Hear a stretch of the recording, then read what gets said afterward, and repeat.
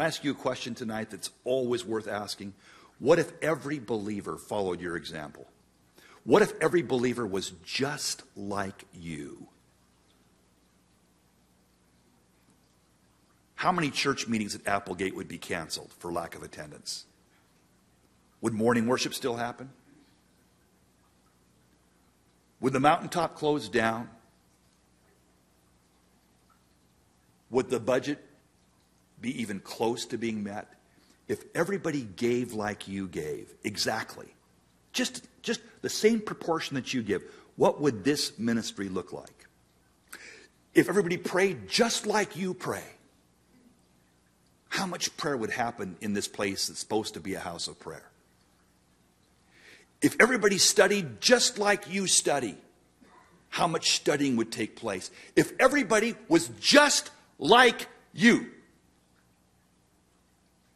what would Applegate Fellowship look like? Or what would the body of Christ as a whole, if everybody was just like you?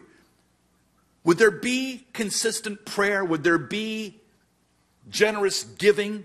Would there be a study of the Word? Would there be a vibrant witness going out? Or would the church be as dead as a doornail and as empty as mainline Protestant churches are today? See, that's the standard. Lord, what if everybody was just like me? What if Peter, John, and Jesse, and Christy, and Mary Elizabeth, and Ben, what if they're just like me? How is that going to look? I'm to be an example.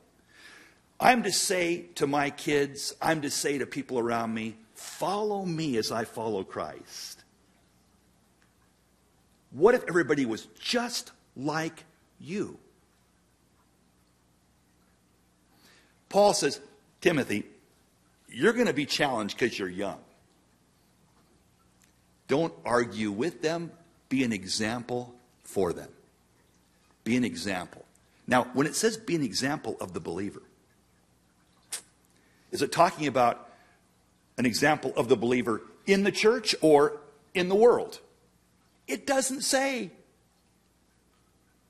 This passage is an enigmatic passage because, you see, the translation is not clear.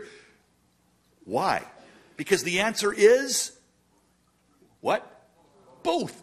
You be an example in the church of what a believer should be. And you be an example in the world of what a believer should be.